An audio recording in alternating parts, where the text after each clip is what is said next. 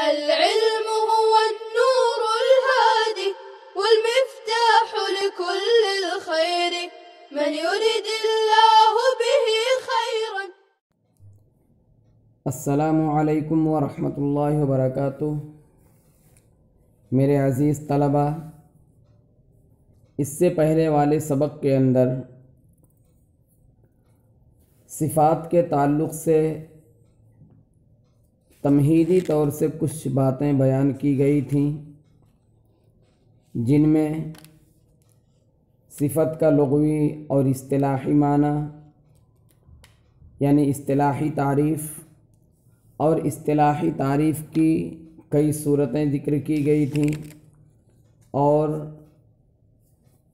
یہ بھی بتلایا گیا تھا کہ اصطلاحی تعریفات جتنی بھی کی گئی ہیں، جس طریقے سے ہر ایک کا ماحصل ایک ہی ہے،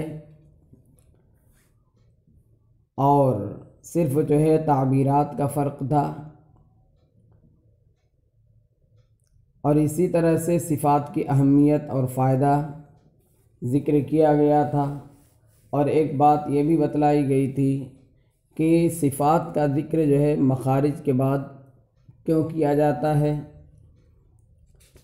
اور صفت کی ابتدائی اعتبار سے دو قسمیں بتلائی گئی کہ ایک وہ صفت ہوتی ہیں جن کا حرف سے جدا ہونا ممکن نہیں ہوتا، اور ایک وہ صفت ہوتی ہے جو حرف سے کبھی جدا ہو سکتی ہے اور کبھی حرف میں پائی جاتی ہے۔ اس طرح سے وہ صفات جو حرف سے جدا نہیں ہوتی، جن کا جدا ہونا ممکن نہیں ہے، ان کو لازمہ، کبھی ممیزہ، کبھی مقومہ، تو کبھی ذاتیہ اور ضروریہ کہا جاتا ہے۔ اس کی وجہ تسمیہ بھی آپ کو بتلا دی گئی۔ اسی طرح سے صفات عارضہ یعنی وہ صفت جو حرف میں ہر وقت نہیں پائی جاتی، کبھی پائی جاتی ہیں اور کبھی نہیں پائی جاتی، دوسرے لفظوں میں جن کا جدا ہونا حرف سے ممکن ہوتا ہے، ان کو عارضہ، محسنہ، مزینہ، محلیہ، محلیہ وغیرہ کہا جاتا ہے۔ اور ان کو کیوں ان ناموں کے ساتھ موسوم کیا جاتا ہے، اس کی وجہ بھی بتلائی گئی ہے۔ اخیر میں بتلایا گیا تھا کہ صفات عارضہ کے پائے جانے کے 4 اسباب ہوتے ہیں۔ صفت عارضہ کبھی تو صفت لازمہ کی وجہ سے پائی جاتی ہے، جیسے تفخیم استعلاء کی وجہ سے پائی جاتی ہے، ترقیق استفعال کی وجہ سے پائی جاتی ہے۔ کبھی صفت عارضہ کے پائے جانے کا سبب اتصال حرفین ہوتا ہے، یعنی 2 حرفوں کا متصل ہونا، اور کبھی صفت عارضہ کے پائے جانے کی وجہ یہ ہوتی ہے کہ حرف میں خفا اور پوشیدگی ہوتی ہے، جس کو ظاہر کرنا ضروری ہوتا ہے۔ ایسے ہی چوتھا سبب بیان کیا جاتا ہے صفت عارضہ کا، وضع کلمہ یعنی کلمے کی بناوٹ اور اس کی حیت ترکیبیہ کبھی کسی صفت کا تقاضا کرتی ہے۔ تو آپ کو بتلایا گیا کہ صفات کی 2 قسمیں ہیں، صفات عارضہ اور صفات لازمہ۔ اس باب کے اندر جو مصنف رحمۃ اللہ علیہ نے باب قائم کیا، باب صفات الحروف، اور اس کے بعد صفاتها جہرن سے جو ذکر کیا ہے، اس میں صفات لازمہ ہی ذکر کرے۔ بہرحال صفات عارضہ کے 4 اسباب آپ کو بتلائے گئے۔ اب آپ یہ سمجھیے کہ صفات عارضہ کی 2 قسمیں، ایک ہے عارض بالصفت اور ایک ہے عارض بالحرف۔ عارض بالصفت یعنی کسی صفت لازمہ کی وجہ سے اس کا وجود ہو، جیسے استعلاء کی وجہ سے حرف کا پر ہونا اور استفعال کی وجہ سے حرف کا باریک ہونا، تو گویا کہ یہ صفت عارضہ صفت کی ہی وجہ سے پائی جاتی ہے، تو اس کو کہیں گے عارض بالصفت۔ اور دوسری قسم ہے عارض بالحرف، یعنی حرف جو ہے وہ صفت عارضہ کے پائے جانے کا سبب ہو۔ عارض بالحرف کا مطلب کیا ہوگا کہ کسی حرف کے جمع ہونے کی وجہ سے وہ صفت پائی جائے، جیسے ادغام، اخفاء، اقلاب اور مد فرعی وغیرہ، کہ یہ سب جو ہے حرف کے پائے جانے پر موقوف ہوتے ہیں، حرف کے اتصال کی وجہ سے یہ صفات پائی جاتی ہیں۔ بہرحال صفات عارضہ دو طرح کی ہوئی، عارض بالصفت اور عارض بالحرف۔ عارض بالصفت کا مطلب ہے کسی صفت لازمہ کی وجہ سے وہ صفت عارضہ پائی جائے، اور عارض بالحرف کا مطلب ہوتا ہے کہ اتصال حرفین کی وجہ سے وہ صفت پائی جائے، جیسے ادغام ہے، اقلاب ہے، اخفاء وغیرہ ہے، مد فرعی ہے، جتنی بھی قسم مد فرعی کی ہیں وہ سب۔ اب جو ہے ایک بات آپ یہاں یہ بھی جان لیجئے کہ صفات عارضہ اور صفات لازمہ میں کئی طرح سے فرق پایا جاتا ہے۔ مثلا صفت لازمہ کی جو غلطی ہوتی ہے اس کو لحن جلی کہتے ہیں، یعنی صفات عارضہ اور صفات لازمہ کی پہچان کیا ہے؟ صفت لازمہ کی غلطی کو لحن جلی کہا جاتا ہے، جبکہ صفات عارضہ کی غلطی لحن خفی کہلاتی ہے۔ ایک فرق یہ ہو گیا۔ دوسرا فرق یہ ہے کہ صفت لازمہ کسی سبب پر موقوف نہیں ہوتی، جبکہ صفت عارضہ کے لیے سبب کی ضرورت پڑتی ہے، یعنی وہ سبب پر موقوف ہوتی ہے، بغیر سبب کے صفت عارضہ نہیں پائی جاتی۔ تیسرا فرق جو ہے صفات لازمہ اور عارضہ کے اندر یہ ہے، آپ جانتے ہیں کہ صفت لازمہ ہر حرف کے اندر پائی جاتی ہے، ہر حرف کے اندر پائی جاتی ہے، جبکہ صفت عارضہ یہ صرف بعض حرفوں میں پائی جاتی ہے، جیسا کہ کہا جاتا ہے کہ 8 حرفوں میں صفت عارضہ پائی جاتی ہے، جن کا مجموعہ ہے او یرملانی۔ او یرملانی کے اندر جو ہے صفت عارضہ پائی جاتی ہے، جبکہ صفت لازمہ جو ہے تمام حرف کے اندر پائی جاتی ہے۔ تو یہ جو ہے تیسرا فرق تھا۔ چوتھا فرق یہ ہے کہ صفت لازمہ ہر حرف میں تو پائی ہی جاتی ہے، لیکن ہر حال اور ہر وقت پائی جاتی ہے، یعنی ہر حرف کے اندر صفت لازمہ پائی جاتی ہے، اور جن حرفوں میں پائی جاتی ہے ان میں ہر وقت اور ہر حالت میں پائی جاتی ہے۔ اور صفت عارضہ کے لیے ایسا نہیں ہے، صفت عارضہ کبھی پائی جاتی ہے اور کبھی نہیں پائی جاتی ہے۔ تو اس طرح سے گویا کہ 4 طرح سے جو ہے صفت لازمہ اور صفت عارضہ کے اندر فرق بتلایا جاتا ہے۔ پہلا فرق جو ہے دوبارہ سن لیجئے۔ پہلا فرق یہ ہے کہ صفت لازمہ کی غلطی لحن جلی کہلاتی ہے، جبکہ صفات عارضہ کی غلطی لحن خفی۔ دوسرا فرق یہ ہے کہ صفت لازمہ کسی سبب پر موقوف نہیں ہوتی، جبکہ صفت عارضہ کے لیے سبب کا ہونا ضروری ہے۔ تیسرا فرق یہ ہے کہ صفات لازمہ تمام حروف میں پائی جاتی ہے، جبکہ صفات عارضہ بعض حرفوں میں پائی جاتی ہے۔ چوتھا فرق یہ ہے کہ صفات لازمہ ہر حرف میں پائی تو جاتی ہے، ہر وقت اور ہر حالت میں پائی جاتی ہے، جبکہ صفت عارضہ کبھی پائی جاتی ہے اور کبھی نہیں پائی جاتی۔ اس طرح سے 4 فرق جو ہے صفت لازمہ اور صفت عارضہ کے اندر ہو جاتا ہے۔ مزید اور جانتے چلیں کہ صفات عارضہ ابھی تو ہمارے سامنے جو ہے صفات لازمہ کی بحث ہوگی اس باب کے اندر، باب صفات الحروف کے اندر، لیکن صفات عارضہ یہ جو ہے اجمالی طور پر آپ اسے سمجھ لیں کہ وہ کتنی ہیں۔ اور ایک بات یہاں خاص طور سے ذہن میں آپ رکھیں کہ مختلف کتابوں میں مختلف صفات ذکر کی گئی ہیں، یعنی تعداد کے اعتبار سے بعض لوگوں نے 12 قسمیں بیان کی ہیں، تو کسی نے 14 قسمیں بیان کی ہیں، کسی نے 22 قسمیں بیان کی ہے۔ اس طرح سے صفت عارضہ کی اجمال و تفصیل کے اعتبار سے یا کتاب کے اپنے معیار کے اعتبار سے الگ الگ چیزیں آپ کو ملیں گی، تو اس سے جو ہے آپ تشویش میں نہ پڑیں، بلکہ یہ صرف جو ہے ہر مصنف کا اپنے اعتبار سے بیان کا انداز الگ الگ ہے۔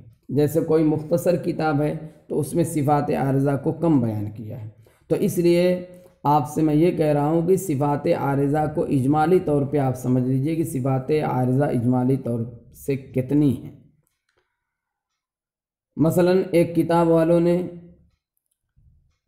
یہ بیان کیا کہ صفات عارضہ 12 ہیں۔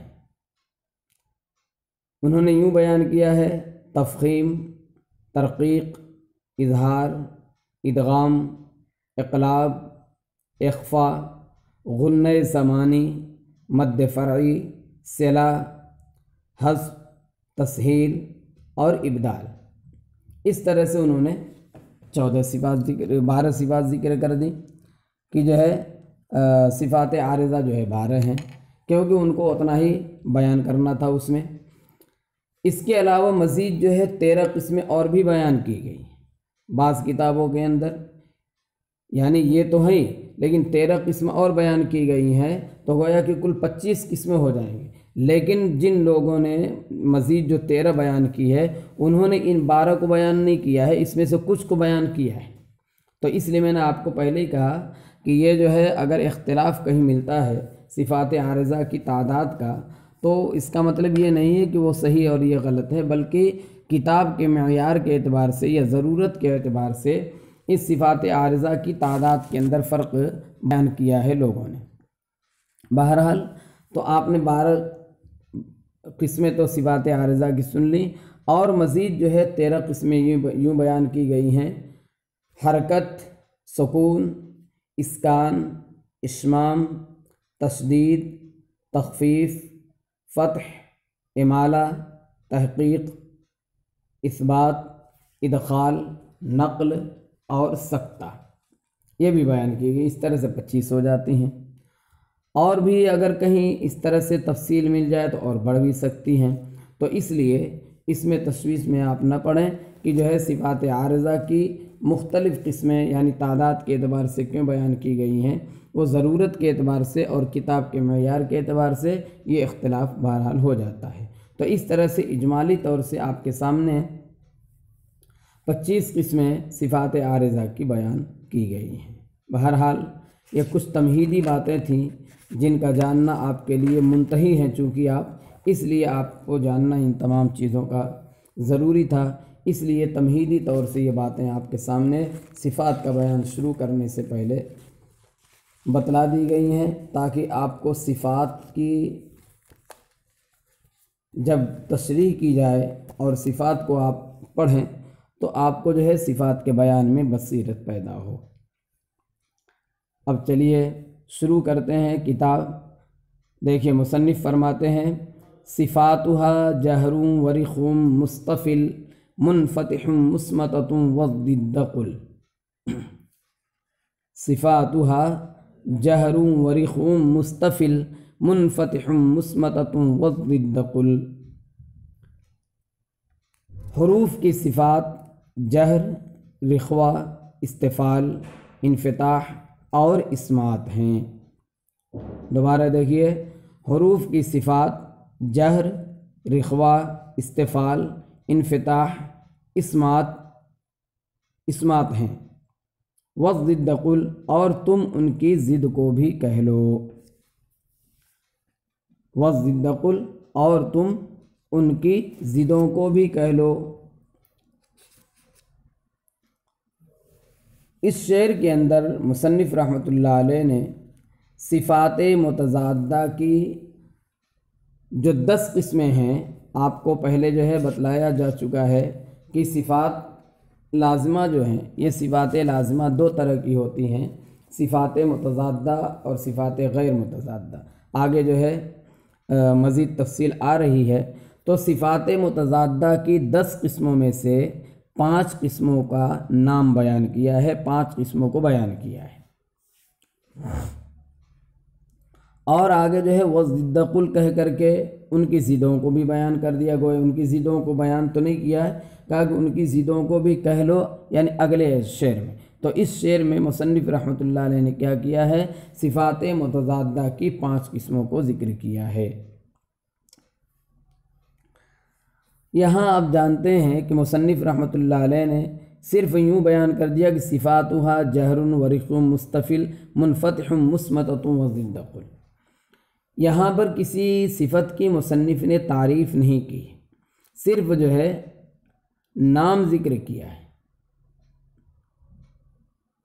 صرف جو ہے نام ذکر کیا کہ حروف کی صفات جہر ہیں، جہر کا کیا مطلب ہے، جہر کے کیا معنی ہیں، یہ سب نہیں ذکر کیا ہے۔ تو سوال پیدا ہوتا کہ آخر مصنف نے ان صفات کی تعریف کیوں نہیں کی، صرف نام پہ ہی اکتفا کیوں کیا؟ تو اس کا جواب یہ دیا جائے گا، اس لیے کہ ان کے لغوی معنی سے ہی ان صفات کی حقیقت ظاہر ہو جاتی ہے۔ ان کے لغوی معنی سے ہی ان کی حقیقت جو ہے سمجھ میں آ جاتی ہے، ظاہر ہو جاتی ہے۔ ابھی مزید آپ کے سامنے تفصیل کریں گے، ابھی آپ کے سامنے شاید ظاہر نہ ہو، لیکن یہی اس کا جواب ہے کہ ان کی جو ہے حقیقت صرف ان کے ناموں کے، ان کے لغوی معنی سے ہی ظاہر ہو جاتی ہے۔ اس وجہ سے مصنف رحمۃ اللہ علیہ نے ان کی تعریف کی ضرورت محسوس نہیں کی۔ مزید تفصیل آپ کے سامنے آئے گی تو آپ کو خود بخود سمجھ میں آ جائے گا کہ یہ جو ہے مصنف رحمۃ اللہ علیہ نے صرف ان کے ناموں پر اکتفا کیوں کیا ہے۔ اب آپ کو یہ بتلایا جا چکا ہے کہ اس باب کے اندر، یعنی باب صفات الحروف کے نام سے جو عنوان قائم کیا گیا ہے، اس باب کے اندر 17 صفات لازمہ بیان کی جائیں گی۔ 17 صفات لازمہ، پہلے بھی میں نے آپ کو بتلایا کہ اس باب کے اندر صفات لازمہ کا ذکر ہوگا۔ اب یہاں جو ہے یہ بھی ہمیں جاننا چاہیے کہ صفات لازمہ کے اندر اس کی تعداد کے اعتبار سے کیا اختلاف ہے۔ جس طرح سے باب المخارج کے اندر آپ نے دیکھا کہ کوئی جو ہے 14 مخرج کا قائل ہے، تو کوئی 16 کا ہے، کوئی 17 کا ہے، اور 17 کے اعتبار سے مصنف نے ذکر کیا تھا۔ تو ایسے ہی یہاں پر بھی جو ہے تعداد صفات کے اندر اختلاف ہے۔ 4 قول جو ہے صفات حروف کے متعلق 4 قول بیان کیا جاتا ہے۔ پہلا قول تو علامہ خلیل نحوی کا ہے، جنہوں نے 17 صفات ذکر کی ہیں۔ جیسا کہ علامہ خلیل نے مخارج 17 بیان کیے ہیں، اسی طرح سے علامہ خلیل نے 17 صفات بھی ذکر کی ہیں، اور جس طرح سے مخارج کے اندر جمہور نے ان کے قول کو مانا ہے، اسی طرح سے یہاں پر صفات کے اندر بھی 17 والا قول مانا گیا ہے۔ دوسرا قول جو ہے علامہ برکوی کا ہے، ان کی کتاب ہے الدر الیتیم۔ الدر الیتیم کے اندر انہوں نے 14 صفات ذکر کی ہیں، اور شاید وہی 14 صفات صاحب فوائد مکیہ نے بھی ذکر کیا ہے۔ علامہ سخاوی نے 16 صفات ذکر کی، اور علامہ امام محمد مکی نے 44 صفات ذکر کی۔ تو اس طرح سے یہ اختلاف ہے کہ صفات لازمہ کتنی ہیں۔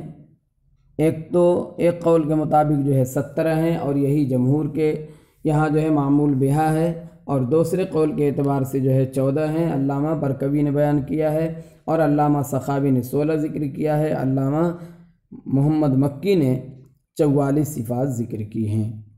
بہرحال ابھی جو ہے اس کے متعلق بہت سی باتیں ہیں، انشاءاللہ اگلے سبق کے اندر انہیں بیان کیا جائے گا۔ آج کا سبق اسی پہ ختم کیا جاتا ہے، تو آپ جو ہے اسے 2 باتیں آخر کی خاص طور سے ذہن میں رکھیے گا کہ مصنف رحمۃ اللہ علیہ نے صفات لازمہ میں سے کسی کی تعریف نہیں کیا ہے، صرف ان کا نام ذکر کیا ہے، اس لیے کہ ان کے لغوی معنی سے ہی ان کی تعریف ظاہر ہو جاتی ہے۔